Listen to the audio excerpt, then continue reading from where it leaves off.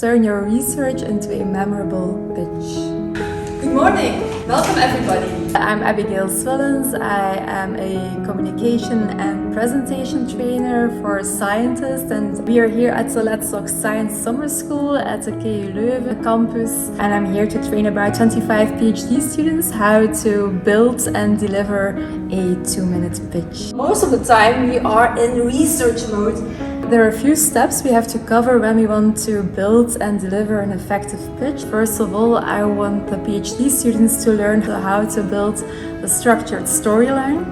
Then they learn also, besides the ratio, how to trigger a bit of emotion with the audience. How can they target the audience? How can they trigger their attention and keep their attention? And then we also cover the aspect of conversational languages. How can they really talk with the audience? How can they connect with them? This is a very practical and hands-on workshop. I give them some insights, tips and tricks. I give them also some examples from other famous science communicators. But then each time they get the opportunity to practice their own pitch with fellow students in groups of 2 to 3 people. So very practical, very hands-on.